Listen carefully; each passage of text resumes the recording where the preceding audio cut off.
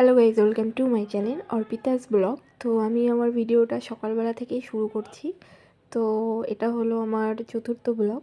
তো এই যে দেখতেই পাচ্ছ, রেডি সেডি হয়ে বেরিয়ে গেছি। যেরকমটা বলেছিলাম, আমরা প্রত্যেক দিন সকালবেলায় বেরাচ্ছিলাম। বর এখানে একটু ছবি তুলে নিচ্ছিল। আমি ওকে বলছিলাম যে দুটো ছবি তুলে দাও। এখানে আজকে আমাদের হোটেল আর কি ছেড়ে দেওয়ার কথা। 3টে রুম অলরেডি ছেড়ে দেওয়া হয়েছে, আর 3টে রুম রাখা হয়েছে। তো এই যে আমরা বেরিয়ে গেছি, সকালে একটু খাওয়া দাওয়া করবো। তো এখান থেকে ইডলি, ধোসা, পুরি, এই যে ডোসা আর পুরি নিয়ে নিয়েছিল। বর পুরি খাচ্ছিল, আমি ধোসা খাচ্ছিলাম। খেয়ে এখান থেকেই আমরা আর কি ঘুরতে বেরিয়ে যাব। আজকে সারাদিনই ঘুরবো, ঘুরে ফিরে রুমে যাব।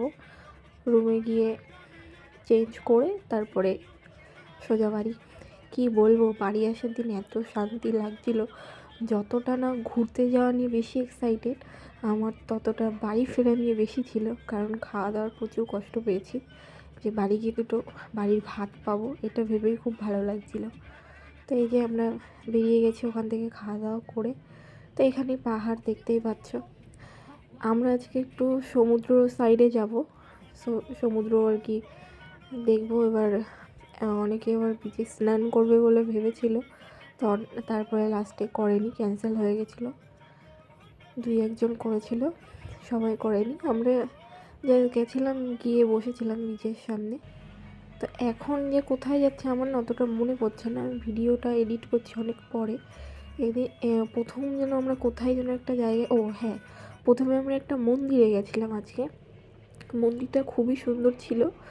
এবার মন্দিরের ওখানটা মানে মন্দিরটা খুবই ভালো ছিল, কিন্তু ভিতরে ভিডিও করতে দেয়নি, বাইরের থেকে করতে দিয়েছিল। আর আমি আমার ফোনটাও নিয়ে যাইনি, সত্যি কথা। কারণ হচ্ছে যে ড্রাইভার বলেছিল যে ভিতরে ফোন এলাও নেই।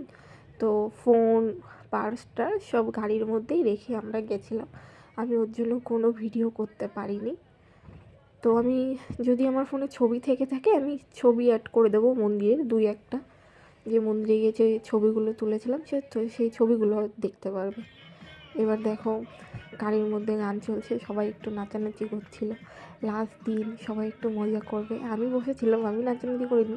আর এদিকে এদিকে আমার বর দেখো, ও এমনই একটা মানুষ, ও যেখানে যাবে সবাইকে মাতিয়ে রাখবে।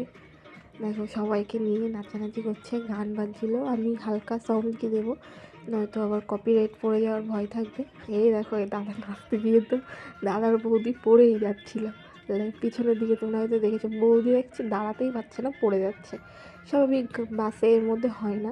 আর এখানে সবাই নাচ করছিল, আর বাইরে দিয়ে সবাই দেখছিল, যে ভাবছিল এরা করছে কি গাড়ির মধ্যে। কিন্তু লাস্ট দিন একটু তো মজা করতেই হবে, এইগুলোই তো স্মৃতি হিসাবে থেকে যাবে না। এই ঘোরাফেরা এই কটা দিনই, তারপরে আবার যে যার কাজে ব্যস্ত হয়ে যাবে। বছরে একবার একটু ঘুরতে যাওয়া দরকার, নয়তো একঘেয়েমি জীবন ভালো লাগে না। একটু ঘোরাফেরা, বছরে একবার কোথাও যাও, ঘুরে আসো, একটু মজা করে আসো, তারপরে আবার যেমন লাইফ তেমন আর কি চলবে।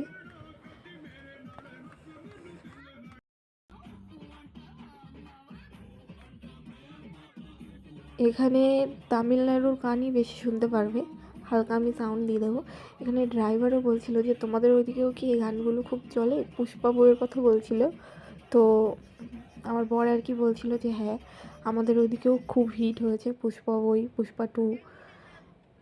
মানে তামিলনাড়ু তো বুঝতেই পারছো, সব তামিলনাড়ুর আর কি গান চলছিল। তো এখন হচ্ছে এই মন্দিরটা হচ্ছে পাহাড়ের একদম উপরে, তো আমরা সেই মন্দিরটাই যাচ্ছি। আর জায়গার ভিউ দেখো। আমার বর এখানটা ভালো ভিডিও করতে পারিনি, কেমন ঘোলা হয়ে গেছে। তো আমরা মন্দির থেকে বেরিয়ে গেছি, তারপরে আমরা লাস্ট যাচ্ছি। এই যে দেখো সমুদ্র, এই সমুদ্রটা এত সুন্দর লাগে। আর এখানে না একটা খুব বড়, মানে অনেকটা বড় একটা কচ্ছপ মরেছিল, সেটা আমি অত দূর যাইনি বলে আমি ভিডিও করতে পারিনি। এই সমুদ্রটা জাস্ট খুব, মানে খুব ভালো ছিল, খুব ভালো। এখানে অনেক ছবি মুভি তোলা হয়েছে, যেমনটা বললাম যে মন্দিরের ভিতরে ফোন নিয়ে যাওয়া অ্যালাউ নেই বলে কোনো ভিডিও করতে পারিনি। তো যদি ছবি থেকে থাকে আমি ছবি অ্যাড করে দেবো মন্দিরের 2-1টা, তো তোমরা সেখানেই দেখে নিও। তো এই সমুদ্রের জাস্ট ভিউটা দেখো, এইখানটা দেখো যে এত সুন্দর লাগে। এখানটা আমি একটু স্লো মোশন ভিডিও করেছিলাম, আমি একটু সেটাই অ্যাড করে দিলাম, ভালো লাগে দেখতে। এই যে এখানে আমি দাঁড়িয়েছিলাম, বর আমার একটু ভিডিও করে নিচ্ছিল।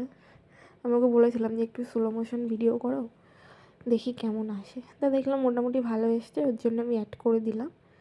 হাওয়াটা খুবই ভালো লাগছিলো, খুবই ভালো। এখানে আমরা প্রায় 1 ঘন্টার উপরে কাটিয়েছিলাম, সবাই ছবি মবি তুলছিল, একটু পা ভেজানো হলো। আজকে লাস্ট দিন, বাড়ি চলে যাব, ওর জন্য একটু মনের মতন সবাই ঘুরে নিল। তো এখান থেকে আমরা পুরো সোজা রুমে চলে এসেছিলাম, তারপরে চেঞ্জ করে দেখতেই পাচ্ছ পুরো ফ্রেশ হয়ে বেরিয়ে গেছি বাড়ি যাওয়ার জন্য। আমি তো বাড়ি আসার দিন খুবই আনন্দের, কারণ বাড়ি যাচ্ছি শান্তি। এই যে দেখতে পাচ্ছ স্টেশনে দাঁড়িয়ে আছি। ট্রেনটা একটু মানে ট্রেনটা কোন লাইনে দেবে না দেবে সেটা নিয়েই আর কি কথা বলা বলি হচ্ছিলো, যে কোথায় দেবে না দেবে। তারপরে এই যে আমরা উঠে গেছি, আর ট্রেনের মধ্যে এই বাচ্চাটা দেখো এত সুন্দর নাচ করছিল না, গান শুনে জাস্ট মানে গানে যেরকম ছিল ও ঠিক সেরকমই নাচ করছিল। তো সেটার ভিডিও না করলে না, এত কিউট না ওকে দেখতে, তো সেটার ভিডিও করে নিয়েছি ওর জন্য। দেখো গান যেমন চলছে ও সেরকম নাচছে, এত ভালো লাগছিলো। ওইটুকু বাচ্চা দেখো, আজকালকার বাচ্চাদের কিছু শিখিয়ে দেওয়া লাগে না, ওরা বোঝে। এবার ট্রেন এবার ব্রেক করছিলো, ওর জন্য সবাই ধরলো ওকে।